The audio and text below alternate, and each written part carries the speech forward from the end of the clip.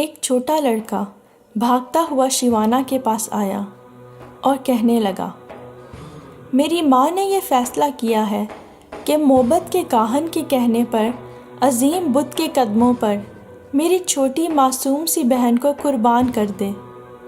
آپ مہربانی کر کے اس کی جان بچا دیں۔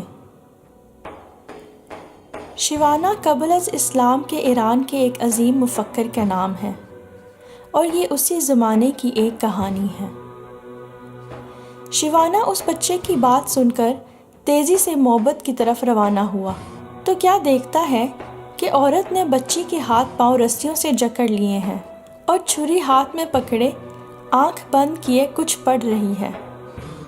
بہت سے لوگ اس عورت کے گرد جمع تھے اور بت خانے کا کاہن بڑے فخر سے بت کے قریب ایک بڑے پتھر پر بیٹھا یہ سب دیکھ رہا تھا۔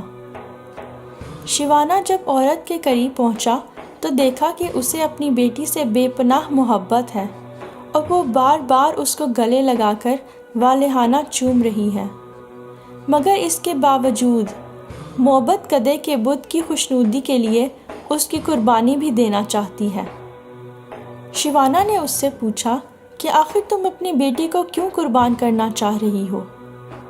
عورت نے جواب دیا، کاہن نے مجھے ہدایت کی ہے کہ اگر میں موبت کے بت کی خوشنودی کے لیے اپنی عزیز ترین ہستی کو قربان کر دوں گی تو اس سے میری اور میری خاندان کی زندگی کی تمام مشکلات ہمیشہ ہمیشہ کے لیے ختم ہو جائیں گی۔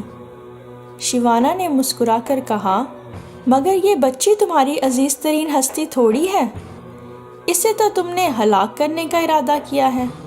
تمہیں جو ہستی سب سے زیادہ عزیز ہے وہ تو پتھر پر بیٹھا یہ کاہن ہے کہ جس کے کہنے پر تم ایک پھول سی معصوم بچی کی جان لینے پر تل گئی ہو۔ یہ بت احمق نہیں ہے، وہ تمہاری عزیز ترین ہستی کی قربانی چاہتا ہے۔ تم نے اگر کاہن کی بجائے غلطی سے اپنی بیٹی کی قربانی کر دی تو یہ نہ ہو کہ بت تم سے مزید خفا ہو جائے اور تمہاری اور تمہارے خاندان کی زندگی کو جہنم بنا دے۔ عورت نے تھوڑی دیر سوچنے کے بعد بچی کے ہاتھ پاؤں کھول دیے اور چھری ہاتھ میں لے کر کاہن کی طرف دوڑ پڑی، مگر وہ تو پہلے ہی وہاں سے جا چکا تھا۔ کہتے ہیں کہ اس دن کے بعد وہ کاہن اس علاقے میں پھر کبھی نظر نہ آیا۔ تو سامعین، دنیا میں صرف آگاہی کو فضیلت حاصل ہے اور دنیا کا واحد گناہ جہالت ہے۔ جس دن ہم اپنی زندگی کے کاہنوں اور پنڈتوں کو پہچان گئے، ہمارے تمام مسائل حل ہو جائیں گے۔ سامعین، یہ کاہن کوئی بھی ہو سکتا ہے، انسان کا اپنا نفس، ارد گرد خاندان کا کوئی فرد، کوئی مذہبی ہستی یا کوئی روحانی پیشوا یا پھر کوئی دھوکے باز حکمران۔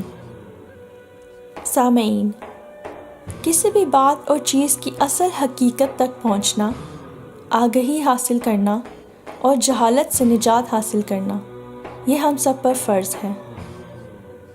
ان کاہنوں سے نجات اور آگہی کے حصول کے بعد ہی ہم سب ایک ابدی راحت والی زندگی پا سکتے ہیں۔ آج کے لیے اتنا ہی۔ فی امان اللہ۔